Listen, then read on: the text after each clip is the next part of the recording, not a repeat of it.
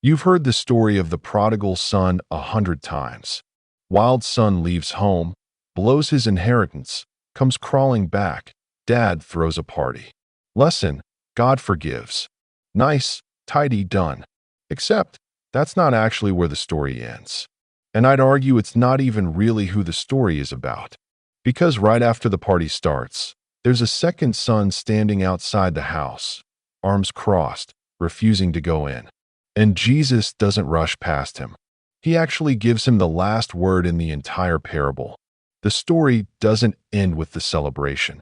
It ends with an unresolved argument between a father and the son who never left. So here's the shock. This parable probably isn't primarily a story about a rebellious son finding his way home. It's a story aimed directly at people who never left, people who did everything right and are furious about it. If you've ever done the right thing and felt bitter watching someone else get grace they didn't earn, this story was written for you. Let's get into why. Here's why this matters and why most people miss it completely. Luke chapter 15 doesn't open with "here's a nice story about forgiveness." It opens by telling you exactly who Jesus is talking to and why. Verse 1 and 2 says, "Tax collectors and sinners were gathering to hear Jesus, and the Pharisees and religious teachers were muttering, 'This man welcomes sinners and eats with them.'" That complaint, right there, is the entire reason Jesus tells this story. He's not primarily addressing people who feel like failures. He's addressing people who feel like they've earned something and are watching someone else get it for free. If you only walk away from this story thinking, "Wow, God forgives prodigals," you've gotten half the message and missed the half that was actually aimed at the room Jesus was standing in. The real question this parable asks is not, will the lost be welcomed back? But it is, can the ones who stayed actually celebrate when they are? That's a much harder question, and it might be the one this story is actually trying to get you to answer about yourself. Let's move fast through the part you already know, so we can get to the part you don't spend enough time on. A father has two sons.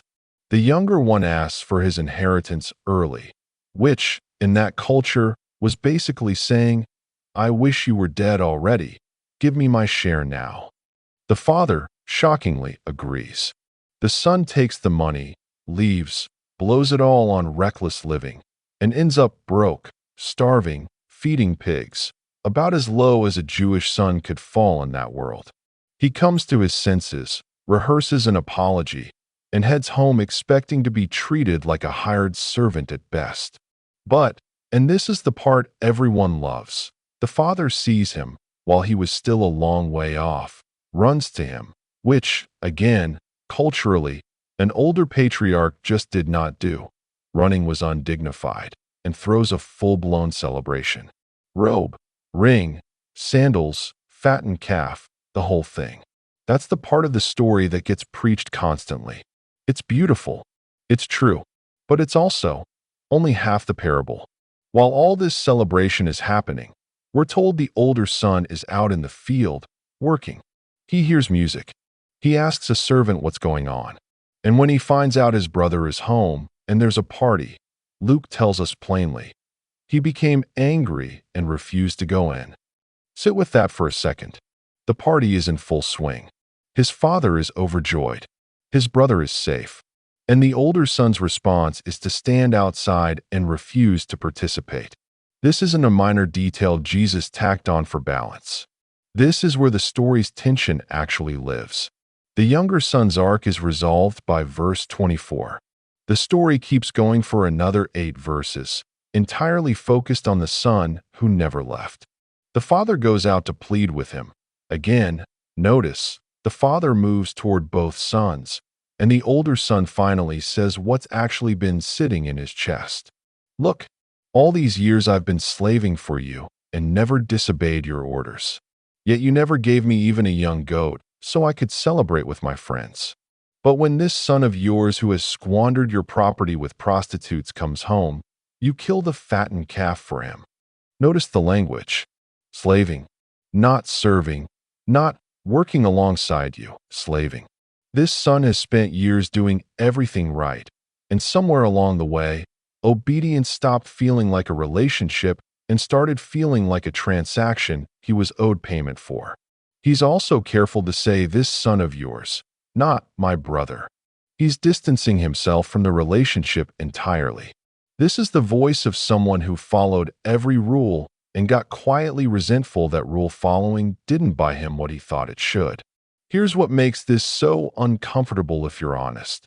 The younger son's sin was obvious: reckless living, wasted money, the pigsty. Easy to spot, easy to name. But the older son's sin is quieter and honestly more dangerous because it hides behind good behavior. He never left the house.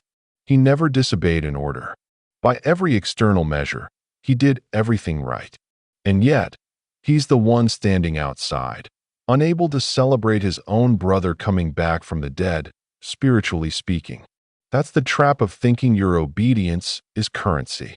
If you believe good behavior earns you love, then someone else receiving love they didn't earn doesn't feel like grace to you. It feels like theft. It feels unfair. The older son isn't angry because his father did something wrong. He's angry because grace, by definition, isn't something you can out-earn, and some part of him was hoping it was. Here's the line that I think is actually the emotional center of the entire parable, and it gets skipped over constantly. The father says, "My son, you are always with me, and everything I have is yours." Read that again. The father isn't correcting the older son's math. He's correcting his posture. The older son thought he had to earn a goat to celebrate. The father is telling him, "You already have access to everything. You didn't need to earn a party. You could have thrown one any time you wanted because you were never a hired servant here. You were always a son." The tragedy isn't that the older son worked hard. It's that he worked hard while missing the fact that he already had full access to his father's house and everything in it. He was living like an employee inside a relationship that was always meant to be a family. And notice, the parable ends here. Unresolved. We never find out if the older son goes inside. Jesus leaves the door open on purpose, because he's not asking the Pharisees, or you, to admire the story. He's asking you to finish it. So here's the question underneath the whole parable. Which son are you actually more like right now? Maybe you're the younger son. You know exactly where you've wandered, and this story is your reminder that the run toward you kind of love is still available. No rehearsed apology required to earn it. But for a lot of us, especially if you've been faithful, done church, done the right things for years, you're actually the older son. And the invitation isn't to feel guilty about that. It's to notice where obedience has quietly turned into a transaction in your heart. It's to ask whether you've been keeping score without realizing it, with God or with the people around you who seem to be getting grace you think they haven't earned.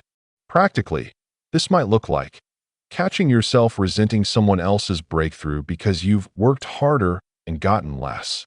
It might look like realizing you serve out of obligation instead of relationship. Or it might simply be remembering, like the Father says, that you already have full access. You were never on the outside. The invitation was never something you had to earn your way into. The younger son had to come home. The older son just had to walk through a door that was already open. If this reframed a story you thought you already knew, subscribe. Next week, we're unpacking another familiar story, hiding a much harder question. See you then.